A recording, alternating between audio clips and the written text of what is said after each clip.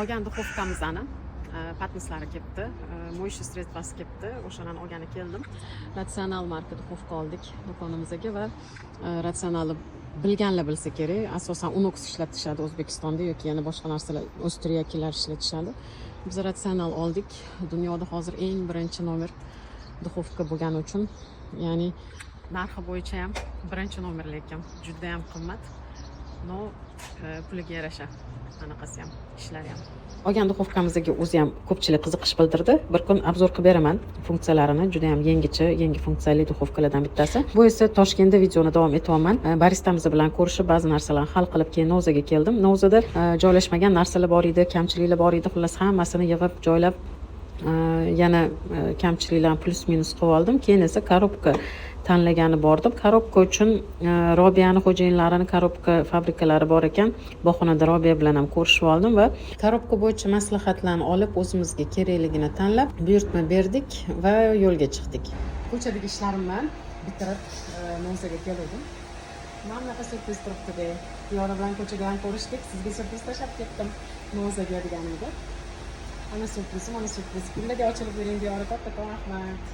Qancha bozori charqisiga ham bu kamchilik jonivor bitmas ekan, chiqaverarkan. Sho'rni rabochilarni ishlatdi, keyin gapga ketishyapti.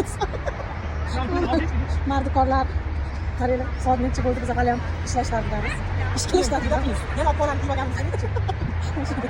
Bagajni ochib oling. Bagajni och.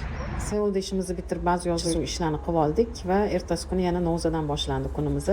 Idish-to'g'larni yuvilganlarini joylab, Seulga olib boriladiganlarini olib bordik. Kechqurun esa sizlar ham taniydigan Jahon shefi joylariga bordik va keyinchalik birga hamkorlikda ishlashni taklif qildik. Ular ham qabul qildilar. Hozirda chet eldan keladigan apparatlarni kutayotgan ekanlik. Kelishi bilan Xudo xolisa birga ishimizni boshlaymiz deb kelishib keldik.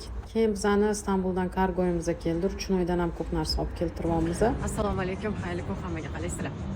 Kelyapman kafega. Bugun ertalabdan kecha reklamalar taqilgandi, vitrinalar qo'yilgandi. Qani nima bo'ldi ekan ko'rish kerak. Shu miyatadan keyin bizani kafeda deyarli ishlar bitib qoldi. Ba'zi bir kamchiliklarni aytmaganda, taqib ketilgan reklamni eshitlarda ba'zi kamchiliklar bor edi. Vitrinada ba'zi bir xatolar bor edi. Ularni to'g'irlatishimiz kerak. Xullas, to ishini bitirib bo'lguncha yana boshida turib, to'g'irlatib, undan keyin ketdim. O'zi ham adashmasam 10:30ligicha qolib ketdim har doimgidek. Shunaqa qilib kafemiz ochilishiga juda ham kam vaqt qoldi. Hammanglarni kutamiz, Xudo xolisa ochilishga. Ungacha Allohga omonat bo'linglar.